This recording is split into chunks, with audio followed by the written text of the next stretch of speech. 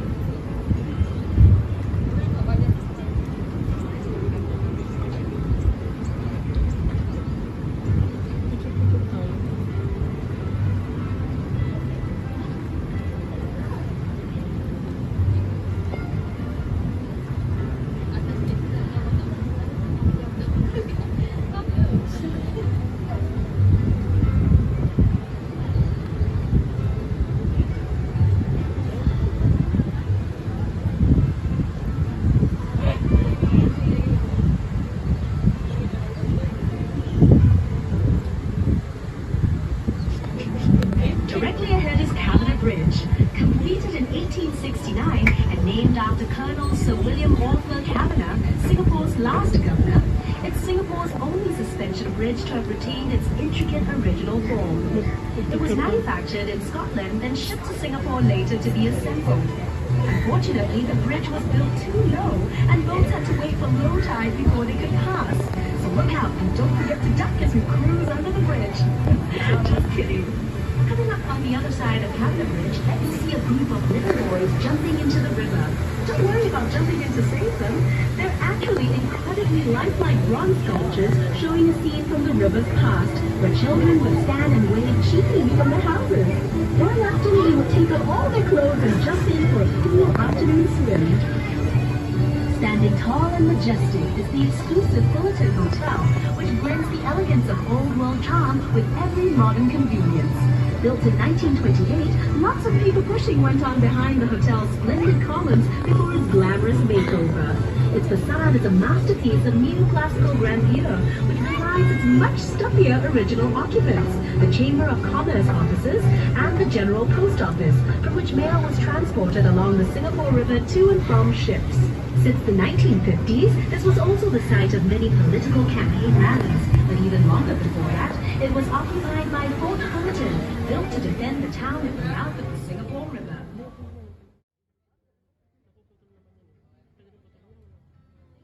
This promontory to your right used to be home to the merlion, Singapore's half-lion, half-fish icon. The merlion stood guard here at the river mouth for 30 years before it was hauled by barge to its new home in the bay in 2002. As we make our way out into Marina Bay, you'll be able to see the merlion for yourself and hear all about its story.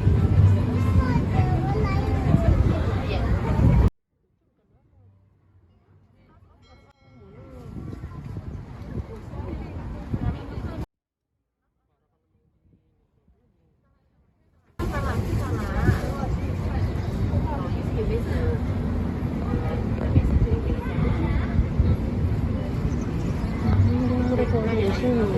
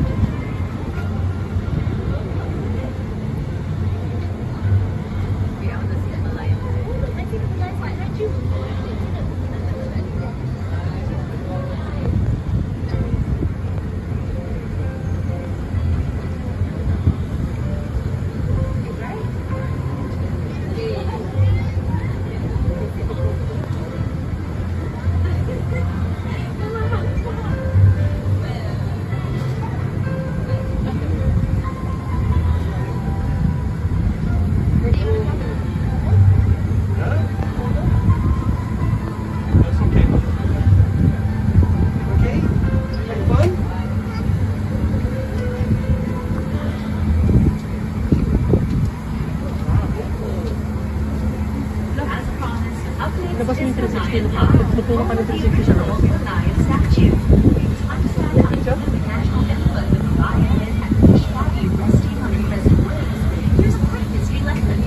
Singapore was originally known as the ancient city of Temasek, which means sea town in Javanese. But according to legend recorded in the Malay annals, Prince Sang Utama renamed it Singapura, meaning Lion City in Sanskrit, after he spotted a lion on its shore.